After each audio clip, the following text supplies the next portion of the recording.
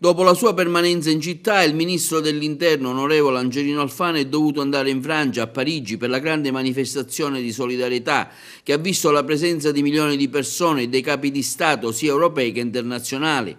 Una 2 giorni quella di Angelino Alfano interamente dedicata alle problematiche della sua Agrigento, con incontri istituzionali, quello con l'arcivescovo Montenegro appena nominato dal Papa Francesco Cardinale,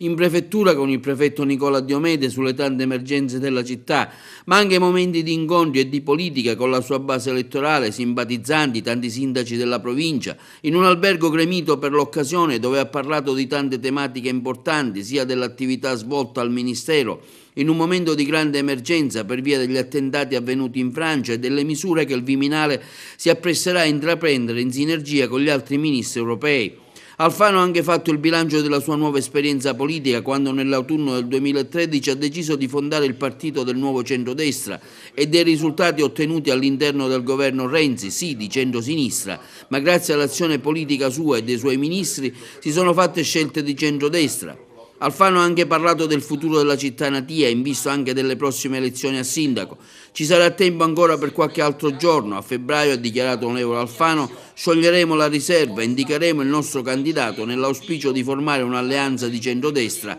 e magari sceglierlo attraverso le primarie di coalizione. Alfano ha anche indicato i 3 punti principali del programma per la città di Agrigento: il lavoro in primis, il potenziamento del CUPA con indirizzi di alta specializzazione, solo così si potranno trovare le risorse in Europa, il rifacimento del porticciolo turistico di San Leone, facendolo diventare un punto di riferimento per il turismo nautico, e la cittadella dello sport a Villa Seta. Al ministro Alfano abbiamo anche chiesto nel corso dell'intervista rilasciataci il suo fattivo interessamento per liberare la zona di Punta Bianca dalle esercitazioni militari dell'esercito che, oltre a evitare ulteriori devastazioni della costa, libererebbe la strada alla futura costituzione di una riserva naturale, quella appunto di Punta Bianca. Io, come in tutte le cose sulle quali vengo sollecitato, di cui vengo immediatamente a conoscenza, intervengo a Roma sempre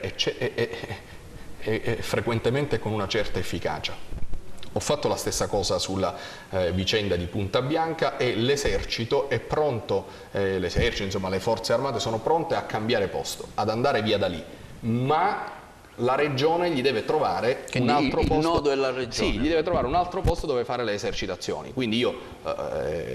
ho fatto quello che dovevo fare e continuerò a farlo. Insisterò ora ancora di più sul Presidente della Regione per trovare un'altra zona che non sia una zona paragonabile, perché magari nessuno vorrebbe ospitare le esercitazioni, ma un conto è farlo in una zona di mare spettacolare come quella e un conto è farlo in una zona della Sicilia meno pregiata. Allora questo compito io spero che la Regione lo adempia.